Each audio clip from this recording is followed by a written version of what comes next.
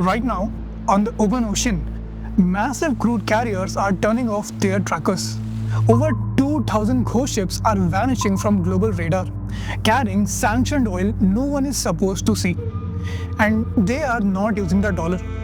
They are building a parallel system in the dark, one that is quietly rewriting global trade. Look at this $18,400 invoice on Arjun's desk in Surat. Made in China, unloaded in India. No American product touched it. Yet, the invoice is priced entirely in US dollars. Because for Arjun, the dollar is not a choice. It is the system. And in 2026, it's quietly being dismantled by the people who need it most.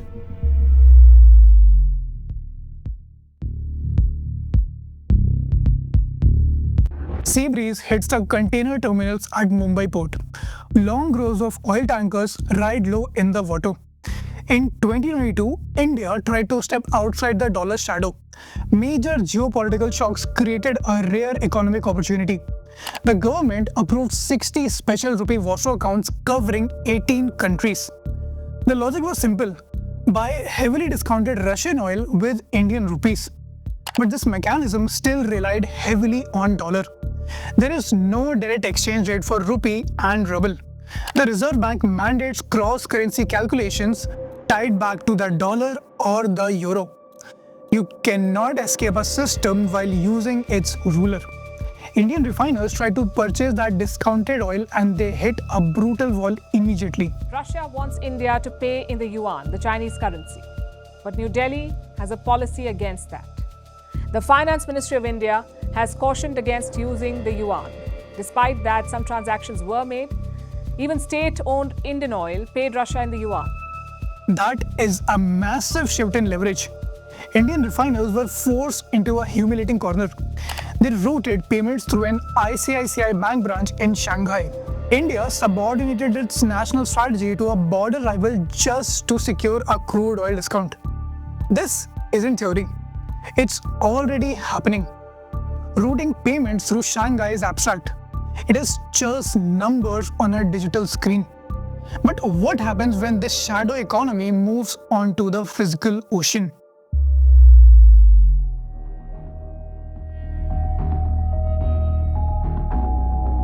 Far beyond shipping lanes tracked by Western monitors, a highly unusual operation occurs. Massive crude carriers actively spoof their GPS signals. They turn off their trackers to disappear entirely. By March 2026, an estimated 2,291 tankers bypassed Western maritime frameworks. This shadow fleet comprises 16.8% of the active wet cargo market. They perform coordinated mid-ocean ship-to-ship transfers, relabeling sanctioned crude as Malaysian blend. That obscures the origin completely. And no one is watching it. When these barrels feed China, the payment never touches SWIFT. Instead, it runs through CIPS, an alternative payment network built by the People's Bank of China. CIPS is a RMB cross-border settlement system. Right now, it has 61 direct participants and more than 800 indirect participants, service for all of the world for global use. So right now, we are expanding our network all over the world to deliver our service to the global users. The financial architecture is fracturing. Between 2024 and 2026, direct participant banks grew by 40%. This means 193 institutions can completely bypass SWIFT messaging. By late 2024, CIPS processed over $24 trillion. The scale of this dark pipeline is staggering. Chinese independent refiners act as the absolute buyer of last resort.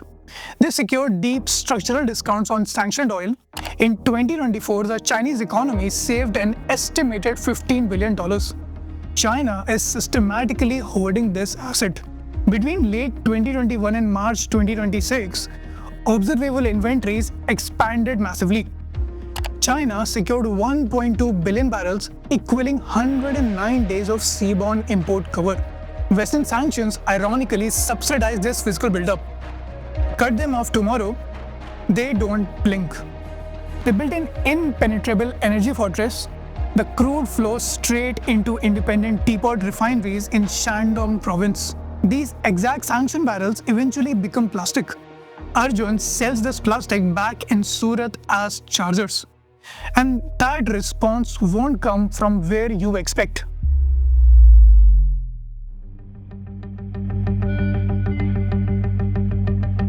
Back in his Surat warehouse, Arjun updates his spreadsheet. He watches his profit margins evaporate completely. Another major round of freight hikes hits his bottom line. Between April and September 2025, the US imposed new tariffs. And so President Trump obviously wants to safeguard US national and economic security, and so we have to take our own countervailing action. These tariffs pushed average export rates to 47.5%. Washington aimed to decouple from Chinese supply chains to protect national security. But the math tells a very different story. Exactly 25% of active pharmaceutical ingredients for US generic drugs come from China. More terrifyingly, 36 critical life-saving drugs lack any alternative sources. China dominates the foundational layers. In October 2025, US Pharmacopoeia analysis found China is the sole supplier of at least one key starting material for 37% of all US approved medicines. India, often is seen as an alternative, relies on China for about 90% of its amoxicillin precursor chemistry. The apparent diversity on pharmacy shelves is largely an illusion. The United States is import reliant for 33 critical minerals. America is taxing its own survival. Yes, America is taxing its own survival. China currently controls 96% of global battery-grade graphite processing, and they also control 91% of the magnet rare earth processing. Imposing 100% tariffs does not magically reshore factory jobs. It actively diverts global trade instead. This strategy raises costs for everyday American consumers. Foreign capital flees due to rising geopolitical instability. Models project a severe 2.1% US real GDP contraction in 2026, while domestic inflation spikes. The weapon designed to harm a geopolitical adversary causes direct self-harm. If China abruptly restricts those active pharmaceutical ingredients, the outcome goes beyond a simple economic recession. The outcome is a silent hospital corridor in America. Doctors must ration insufficient supplies to sick people. And that is where the system starts turning on itself.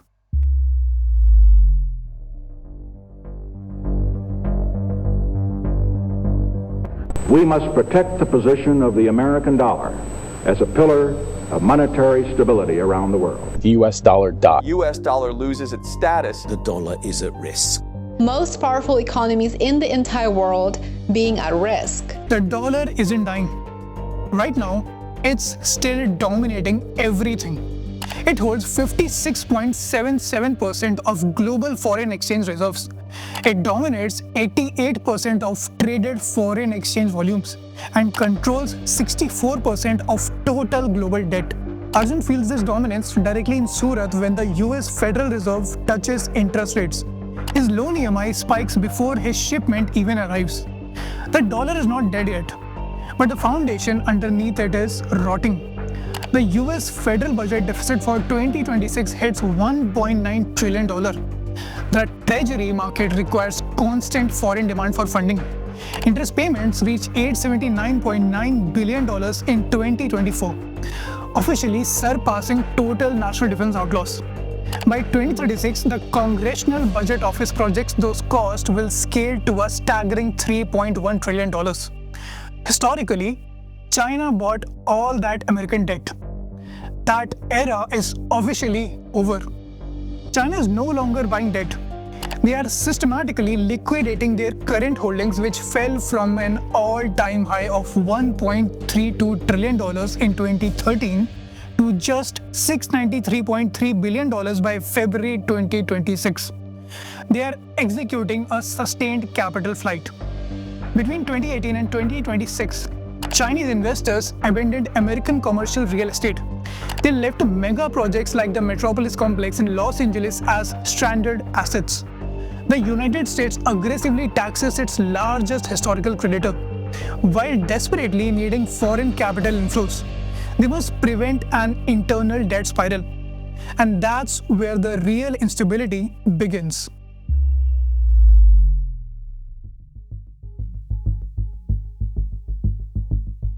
A commercial tanker idles in the Strait of Hormuz. It waits in the narrow choke point for authorization. Arjun trusts the global institutions to hold things together. He believes the old rules still apply. What most people miss is that the rules have already changed. By early 2026, Iran militarized the PETROYUAN concept. They stopped relying on passive economic evasion. They weaponized physical geography against the dollar. Iran actively conditioned eastbound transit through the Strait of Hormuz. This critical waterway handles 20% of global oil. Transit tolls now require payment in Chinese renminbi or stablecoins. They forcefully dismantle the dollar's transactional monopoly. The old energy order fractures in real time. In 1974, the US and Saudi Arabia codified the petrodollar recycling loop. They tied global oil consumption directly to US sovereign debt funding. That cartel architecture is collapsing. Effective May 2026, the United Arab Emirates exited OPEC. They formally left OPEC Plus to pursue unrestrained 5 million barrel per day production. The United Arab Emirates says it will leave the Organization of Petroleum Exporting Countries from the 1st of May. This is a heavy blow for the organization at a time when the Iran war is already causing a shock to energy supplies that is reverberating around the globe. This exit fractures the historic agreement entirely. The legacy institutions are completely powerless. The World Bank chief economist spoke at the 2026 spring meetings. He stated the Washington Consensus Economic Advice aged poorly. He compared its practical value to an obsolete floppy disk. Pay Beijing's price or your tanker doesn't move.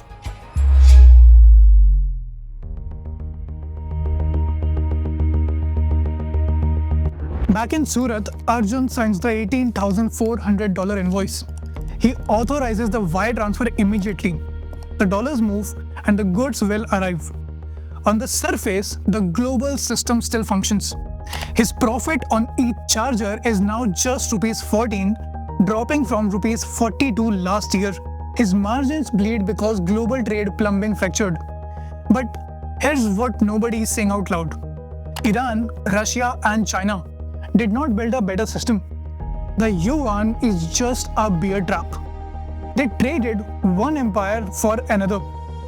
Iran's sovereign wealth faces severe strain. Oil sales generate renminbi that becomes stranded behind strict capital controls. Tehran must recycle it into Chinese infrastructure projects.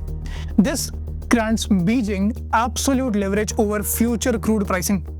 They accept this trap for a specific reason. The United States weaponized the global financial system first. America pointed the tariff weapon at its own stability. They tax the physical supply chain they desperately need. The world bifurcates into a stratified monetary order. The dollar retains formal capital markets, while a dark commodity-backed ecosystem manages the global south. The 18,400 invoice is just the beginning.